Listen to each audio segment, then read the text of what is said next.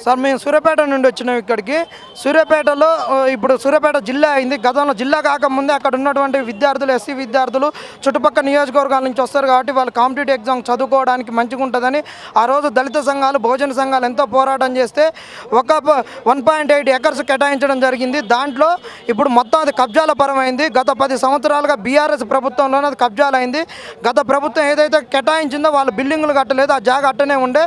2014 నుండి ఈరోజు 2024 వరకు ఆ 10 ఎకరాల భూమి మొత్తం కబ్జాలకు అయింది. కట్టడాలు కట్టినాక కూడా మేము ఆర్టీఐలు వేసి కలెక్టర్ కంప్లైంట్ ఇచ్చినా కానీ ఆ యథేచ్ఛగా అట్లనే కట్టడాలు కడుతున్నారు.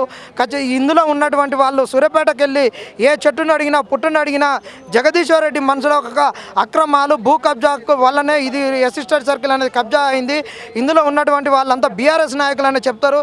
ఎన్నికలప్పుడు కూడా మేము ఆయనకు చెప్పినా కానీ మేమే గెలుస్తున్నాము, మీరు ఎంటికతో సమానము, అది వందలకు ఇవాళ 20-30 కోట్ల ఉన్న ప్రాపర్టీ రేపటి నాడు మాకు ఎన్నికలలోకి ఖర్చు కూడా సగం వెళ్ళిపోతుంది అనేటటువంటి ఒక వైనంతో వాళ్ళు ప్రవర్తించారు. ఖచ్చితంగా మేము ఏం కోరుకుంటున్నామంటే ఈ భూమి పైన జ్యుడిషియల్ ఎంక్వైరీ చేయాలి. ఇలా ఉన్నటువంటి నాయకులందరినీ, బీఆర్ఎస్ నాయకులందరినీ కూడా జైలుకు పంపించాలి. అప్పుడే న్యాయం జరుగుద్ది.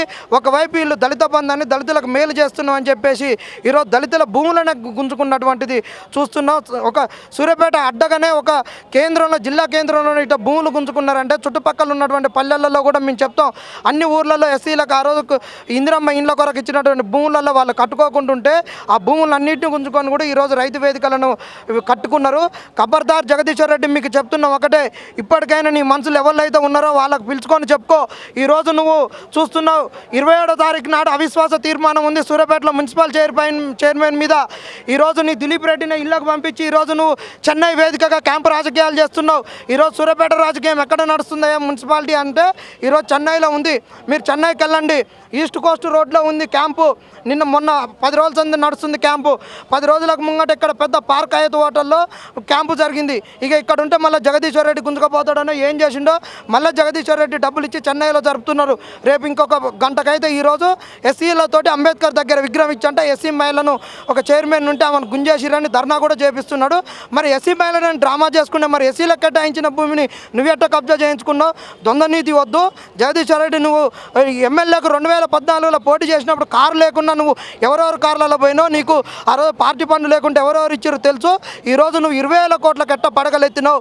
దేవరకొండ దగ్గర అయితేంది, ఇక్కడ షామీర్పేట దగ్గర అయితేంది, ఎయిర్పోర్ట్ దగ్గర అయితేంది. నీ భూములు ఏమున్నాయి, నాగారంలో భూములు ఏమున్నాయి, నాగారంలో నీకు ఉన్నటువంటి ఫామ్ హౌస్లు ఎంత, వీటన్నిటిపైన కూడా చిత్తశుద్ధి ఉంటే ఈ ప్రభుత్వం ఖచ్చితంగా సిట్టింగ్ జడ్జి తోటి విచారణ చేపట్టాలని కోరుకోవడం జరుగుతుంది. మీరు ఇంత దీని గురించి ఎంత కొట్లాడుతూ, సో మీకు దాడి కానీ అలాంటి ఏమన్నా? ఆల్రెడీ 2 సార్లు దాడి కాదు, సంపుదామనే చూసిర్రు. అదృష్టం కొద్దీ ఆ రోజు అంటే మేము తెలివిగా ఏంటంటే మేము మా మేలును, మా అన్నిటిని కూడా మేము వేరే లింకులు చేసుకొని పెట్టడం వల్ల మాకు అటాక్ అయినా ఎమ్మటి అలర్ట్ పోయింది. ఆ రోజు డైరెక్ట్ ఎస్పీకి ఫోన్ చేసి సస్తా, నేను సస్తా, నేను సత్యం ముందైనా ఒకరినైనా చంపిస్తా, మీరు 30 మంది వస్తారని గట్టిగా నిలబడ్డప్పుడు నన్ను కొట్టి వెళ్ళిపోయారు. ఆ రోజు ఉన్నటువంటి ఎస్పీకి కూడా కంప్లైంట్ ఇచ్చినా కానీ కంప్లైంట్ తీసుకోలే. దాని మీద కూడా మొన్న ఆర్టీఐ వేసిన అన్ని కాపీలు పెట్టుకొని దాడులు జరిగినాయి. ఎప్పుడైనా సచ్చేదే. ఆ రోజు వాళ్ళ ప్రభుత్వం ఉన్నప్పుడు కొట్లాడినాం. ఈరోజు వాళ్ళకి భయపడతామా? ఎంటిక కూడా భయపడం వాళ్ళకు. సో ఇప్పుడు ఎట్లుంటుంది అనుకుంటే మీరు లోపల వెళ్ళి ఇవ్వడం జరిగిందా? సో ఎవరైనా అధికారులు హామీ ఇచ్చారు అవుతుందని? ఒకళ్ళు అయితే తీసుకున్న వాళ్ళు అయితే చెప్పారు, మీకు ఖచ్చితంగా కలెక్టర్ నుండి కాల్ వస్తుందని చెప్పారు. వెయిట్ చూడాలి. ఇక ఇది కూడా రాకుండా ఇక దీన్ని కూడా ఏం చేస్తామంటే నెక్స్ట్ ఎస్సీ కమిషన్కి ఇస్తాం. ఇక్కడ ఎస్సీ కమిషన్కు, ఎస్సీ మినిస్ట్రీకి ఇచ్చేసినాక నెక్స్ట్ దీన్ని ప్రాపర్ ఛానల్లో ఢిల్లీలో ఉన్నటువంటి ఎస్సీ కమిషన్కి సబ్మిట్ చేస్తాం. ఢిల్లీకి పోయే సబ్మిట్ చేసి వస్తాం. ఖచ్చితంగా అక్కడ సబ్మిట్ చేసి ఇక్కడ ఉన్నటువంటి అధికారులందరి మీద అట్రాసిటీ కేసు బుక్ చేసేంత వరకు కూడా ఊకం.